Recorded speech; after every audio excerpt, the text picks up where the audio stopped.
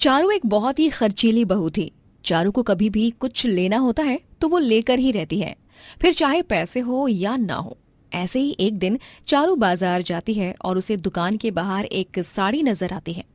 उस साड़ी को देखकर चारू की आंखों में चमक आ जाती है और वो खुद से कहती है, वाह, ये साड़ी कितनी अच्छी लग रही है। ऐसा लग रहा है कि ये साड़ी तो जैसे मेरे लिए ही बनी है। लेकिन मैं क्या करूं, ये पैसे तो माँ जी ने अपनी दवाई लाने को दिए थे। अब माँ जी की दवाई नहीं लेकर जाऊंगी तो वो मुझे सुनाने लग जाएंगी। लेकिन ये साड़ी भी तो कितनी अच्छी लग रही है। अगर मैंने ये साड़ी नहीं ली ना तो इस साड़ी के साथ नाइंसाफी हो जाएगी। नहीं नहीं, मैं किसी को नाराज नहीं कर सकती हूँ। चारू वो साड़ी ले लेती है और वो फिर अपने घर आने के बाद आराम करने लगती है। कुछ देर बाद वहां चारू की सास सुनीता आती है और वो चारू से बोलती है, अरे बहू, मेरी दवाई लाई है ना? ओहो, माफ करना माँ जी, मेरे दिमाग से ही निकल गया था। आपकी दवाई लानी है। अ, इसका मतलब तू मेरी दवाई नहीं लाई? नहीं माँ जी, मैं भूल गई। आप एक काम कीजिएगा, पैसे अंकित को दे देना, वो ले आएंगे आपकी दवाई। चल ठीक है, अब तो भूल गई है तो क्या कर सकते हैं, ला पैसे दे। माँ जी, कौन से पैसे? मैं कोई पैसे लेकर ही नहीं गई। आपने जहाँ रखे थे वहीं होंगे आपके पैसे। लेकिन वहां तो पैसे नहीं है और मुझे लगा कि तू पैसे लेकर चली गई। अगर तूने पैसे नहीं लिए तो घर से ही पैसे कहाँ गायब हो सकते हैं? माँ जी, आपने पक्का दरवाजा खोल कर रख दिया होगा और हमारे घर में कोई आया जिसने पैसे घर से ही गायब कर दिए होंगे। हाँ, ये हो सकता है। बहू, घर से पैसे कौन चुरा सकता है? और जहाँ तक मुझे याद है कि मैंने दरवाजा भी बंद ही कर रखा था। माँ जी, आपको ठीक से याद ही कहाँ है। कोई बात नहीं माँ जी, होता है। चोरी हुए पैसे हमारे नसीब में ही नहीं थे शायद, इसीलिए जिसके नसीब में है ना उसे मिल गए। चारू इतना बोलकर तुरंत वहां से चली जाती है। सुनीता भी अपनी बहू की बातों पर विश्वास कर लेती है और कुछ नहीं कहती है। ऐसे ही कई दिन निकल गए। कुछ दिनों बाद चारू अपने पति अंकित के पास जाती है और अपने पति से बोलती है, अंकित, तुम्हें मैंने बताया था ना कि मुझे कुछ पैसे चाहिए। वो जो एक चेन थी ना सोने की, वो टूट गई है, तो उसे ही ठीक करवाना है। मुझे कुछ पैसे दे दीजिए। अरे, अभी कुछ दिन पहले ही तो तुमने पैसे लिए थे ना चेन के लिए। क्या हुआ? वो पैसे कहाँ गए? देखो, गुस्सा मत करना, लेकिन कुछ दिनों पहले जब मैं मार्केट की तरफ जा रही थी तो वो पैसे कहीं गिर गए। मुझे खुशी तो हुई कि चेन बिल्कुल ठीक है, लेकिन वो पैसे पता नहीं कहाँ खो गए। गुस्सा मत करना, पहले ही कहा था। क्या यार चारू, तुमसे थोड़े पैसे भी नहीं संभाले जाते हैं क्या? तुम महीने में कम से कम मेरी आधी सैलरी को कहीं ना कहीं खो ही देती हो। आप तो ऐसे गुस्सा कर रहे हो जैसे मैंने ये सब जानबूझकर किया है। अरे मैं क्यों चाहूंगी कि मेरे पैसे रोज खो जाए? गलती से ही तो खोया है ना। ठीक है, तुम तो बनी ही इसीलिए हो कि रोज ही कोई ना कोई नुकसान करवा दो। मैं थोड़ी देर में एटीएम से पैसे निकाल कर लाऊंगा, तब दे दूंगा। और हाँ, अब उन पैसों को भी कहीं खो मत देना। एक एक रुपया जोड़ने में बहुत मेहनत लगती है। चारू को झूठ बोलते हुए डर भी नहीं लगता है और ऐसे ही कई दिन निकल जाते हैं। कुछ दिनों बाद चारू अपने मेकअप के सामान को मंगवाती है और उन्हें अपने कमरे में खोलते हुए खुद से कहती है, घर के राशन के पैसे सही जगह इन्वेस्ट किए हैं ना मैंने। राशन का क्या है, वो तो ये लोग खुद भी ले आएंगे। चारू की बात अंकित और सुनीता दोनों सुन लेते हैं। कुछ देर बाद अंकित और सुनीता दोनों सोफे पर बैठे थे तो चारू वहां जाती है और उनसे बोलती है, माँ जी, अंकित माफ करना, वो क्या है ना, मैं जब घर आ रही थी तो कुछ लोग भूखे थे और उन्हें प्यास भी लग रही थी, तो उन्हें देखकर मुझसे रहा नहीं गया, इसीलिए मैंने पैसे दान दे दिए। हाँ हाँ बहू, बिल्कुल, तूने पैसे दान करके बहुत अच्छा काम किया है। मैंने तुझे अभी उन पैसों के अपने मेकअप के सामान को दान में करते हुए देखा है। खैर कोई बात नहीं बहू, हम तुझे कुछ कह नहीं रहे हैं, लेकिन अब ये खर्चीली बहू को अच्छे से जान गए हैं हम, इसीलिए अब तू झूठ बोलना बंद कर दे, समझी? चारू फिर झूठ बोल देती है, लेकिन इस बार चारू के झूठ के बारे में उसके घर वालों को पता था सब। इसीलिए अब वो चारू को पैसे देना ही बंद कर देते हैं। बिना पैसों के चारू खर्चा नहीं कर पा रही थी, इसीलिए चारू को बहुत गुस्सा आता है। ऐसे ही एक दिन माँ बेटे दोनों आराम से बैठे होते हैं, तभी चारू उनके पास जाकर बोलती है, आप लोगों का अब बहुत हो रहा है। आप लोग अब मुझसे पैसे नहीं दोगे तो ठीक है, अब मैं भी इस घर में नहीं रहने वाली हूँ। मैं घर छोड़कर जा रही हूँ। इसका मतलब तूने बहू अपना फैसला ले लिया है? हाँ, मैंने अपना फैसला ले लिया है। और हाँ, आप मुझे रोकने की कोशिश करना भी मत, क्योंकि अब मैं नहीं मानने वाली हूँ। अब मैं जा रही हूँ। जहाँ बस कुछ पैसों के लिए मुझे इस तरह तरसाया जा रहा है, वहाँ मैं और रहकर करूँगी क्या भला? हाँ, इसीलिए मेरा यही फैसला है। ठीक है बहू, जब तूने अपना मन बना लिया है तो हम होते ही कौन है तुझे रोकने वाले। तुझे अपने घर जाना है ना, तो एक काम कर, चली जा, हमें कोई परेशानी नहीं है। अपने ससुराल वालों की बात सुनकर चारू अब अपना घर छोड़कर अपनी माँ के घर आ जाती है। चारू की माँ राधा चारू को देखकर बोलती है, अरे तू अचानक से यहाँ कैसे? क्या हुआ? सब ठीक तो है ना? दामाद जी भी आए हैं क्या? मैं अपने ससुराल से आ गई हूँ। अरे माँ, अब आप ही बताओ कि ये कोई बात होती है? अरे मुझे कुछ सामान चाहिए, अगर कुछ मेरा मन हो रहा है तो वो घर के सामान के पैसों से ले आती हूँ मैं, तो इस पे वो लोग गुस्सा करने लग जाते हैं और अब मुझे पैसे ही नहीं देते हैं, इसीलिए मुझे गुस्सा आ गया और मैं यहाँ आ गई। तू क्या पागल हो गई है? एक तो गलती तूने खुद की है और अब तू ये बोल रही है कि वो लोग तुझे पैसे नहीं दे रहे हैं तो तू वापस आ गई। ये क्या बात हुई? अरे माँ, आप उनकी तरफ क्यों हो? उनकी जैसी क्यों बोल रही हो? आपको तो मेरी तरफ से बोलना चाहिए ना। मुझे आप क्या अपनी छोटी छोटी जरूरत के लिए पैसे मांगोगी, वो अच्छा लगेगा क्या? हाँ, तू खुद को ना ज्यादा अच्छा मत समझ। मैं तुझे अच्छे से जानती हूँ, तेरे खर्चे ही इतने हैं। हाँ, और मैं भी तुझे अपने घर नहीं रख सकती हूँ। तुझे पैसों की वैल्यू तो बिल्कुल भी नहीं है और यही तेरी बहुत बड़ी गलती है। राधा चारू को घर पर रहने से मना कर देती है। चारू अब अकेले ही रहेगी और खुद ही कमाने लगती है। चारू ने खुद कमाना शुरू कर दिया था। धीरे धीरे चारू को पैसों की वैल्यू होती जा रही थी और उसे काफी बुरा लगता है। सब सही कहते हैं, मुझे पैसों की वैल्यू नहीं है। अब तक मैं इतना खर्च करती थी और जब से मैंने खुद कमाना शुरू किया है, मैं अपनी जरूरत भी पूरी नहीं कर पा रही हूँ। चारू को अब पैसों की वैल्यू हो जाती है और समझ भी आ जाता है। मोहनलाल अपने दोनों बेटे पिंकू और टीटू के साथ रहता है। दोनों बेटे बड़े ही बदमाश होते हैं। मोहनलाल के 2 खेत होते हैं जिनमें वो तरह तरह की सब्जियां उगाकर उन्हें बेचा करता था। वो सारा दिन जी जान से मेहनत किया करता है और अपने बेटों को अकेले ही संभालता है, क्योंकि उसने अपनी बीवी को एक एक्सीडेंट में खो दिया था। टीटू, पिंकू, ये क्या है? तुम दोनों इस बार भी परीक्षा में 2 विषय में फेल हो गए हो। ऐसा ही रहेगा तो कैसे आगे बढ़ोगे तुम अपने जीवन में? लेकिन पापा, हम दोनों ने तो अच्छे से पढ़ाई की थी, क्यों टीटू? हाँ पापा, आप जब खेती करते हो और सब्जी बेचने जाते हो तभी हम दोनों बहुत मेहनत और लगन से पढ़ाई करते हैं। सब जानता हूं मैं, कितनी मेहनत करते हो, कितनी लगन से तुम दोनों पढ़ाई करते हो। अरे मेरे जाने के बाद बस गली में खेलने भागते हो तुम दोनों। काश तुम्हारी माँ होती, वो तुम दोनों पर ध्यान तो रखती। सच ही कहते हैं, पिता चाहे कितना भी जतन क्यों ना कर ले, लेकिन माँ की डांट और माँ की छाया, उसे तो कोई नहीं बदल सकता। उसकी जगह कोई नहीं ले सकता, पिता भी नहीं। माफ कीजिएगा पापा, लेकिन हम अगली परीक्षा में बहुत अच्छे से मन लगाकर पढ़ेंगे और अच्छे नंबर भी लेकर आएंगे। क्यों पिंकू?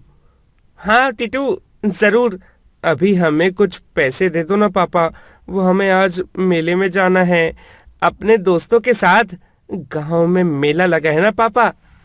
नहीं पिंकू और टीटू, मैं तुम दोनों को पैसे नहीं दूंगा।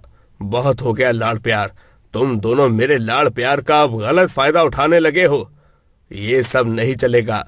अब सीधे पढ़ने बैठो। किसी मेले में जाने की जरूरत नहीं है तुम दोनों को। लेकिन पापा ऐसा मत करो ना पापा, हमारे दोस्त हमारी राह देख रहे होंगे पापा, हमें जाने दो ना पापा। हाँ पापा, हम आज मेले में जाएंगे और कल से बहुत कम खेलने जाएंगे और ज्यादा समय हम पढ़ाई ही किया करेंगे, पर आज हमें मेले में जाने दो ना प्लीज पापा। टीटू और पिंकू के मासूम चेहरों को देखकर मोहनलाल उन्हें पैसे दे देता है। ये लो, लेकिन याद रहे, कल से ज्यादा देर तक पढ़ना है और कम समय के लिए ही खेलना है। हाँ पापा, याद रहेगा। धन्यवाद पापा, हम शाम में वापस लौट आएंगे। हाँ ठीक है, अपना ख्याल रखना, तुम दोनों एक दूसरे के साथ ही रहना और गांव के बाहर मत जाना।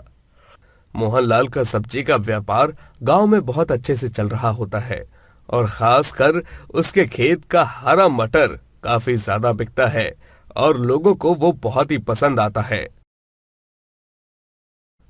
तुम्हारे खेत के मटर का पनीर खाकर तो मजा ही आ गया भाई मोहनलाल। आज इसीलिए मैं और मटर लेने आया हूं। मुझे तो ढेर सारे हरे मटर दे दो आज।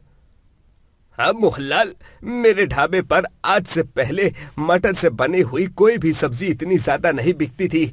हाँ, लेकिन जब से मैंने तुम्हारे खेत के उगे हुए हरे मटर से सब्जियां बनाना शुरू किया है, तब से ग्राहक बस मटर से बनी हुई सब्जियां ही खाते रहते हैं।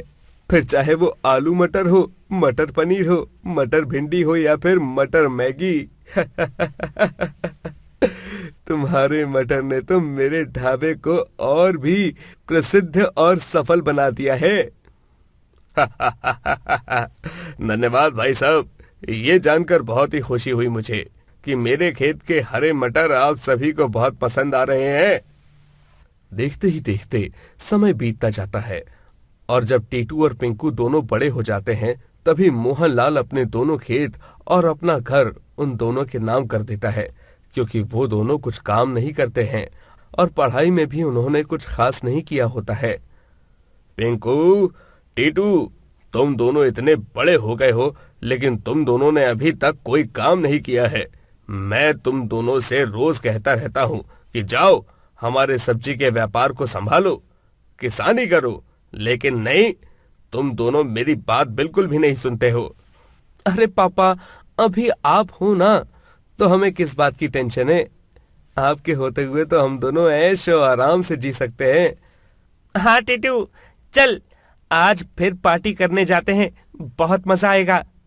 हाँ पिंकू मेरे भाई।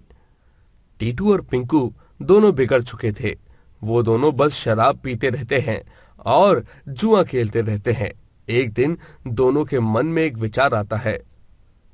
टीटू, क्यों ना हम दोनों पापा के खेत और घर बेचकर शहर चले जाएं और वहां जाकर ऐश करें। हाँ यार पिंकू, ये आइडिया मेरे दिमाग में भी आया था और मैं तो तुझे इसके बारे में बताने ही वाला था। हम दोनों यही करेंगे। दोनों अपने पापा को घर से बाहर निकाल देते हैं।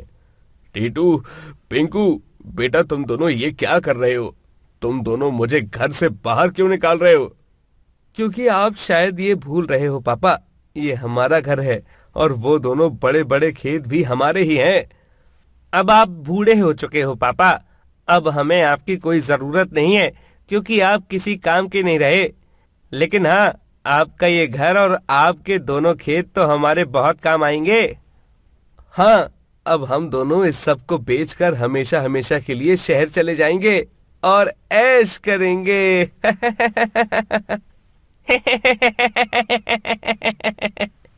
नहीं पिंकू और टीटू, ऐसा मत करना। इस घर को और इन दोनों खेतों को बनाने में मैंने अपनी पूरी जिंदगी दांव पर लगा दी है बेटा। ये मेरे खून पसीने की मेहनत है, इसे मत बेचना।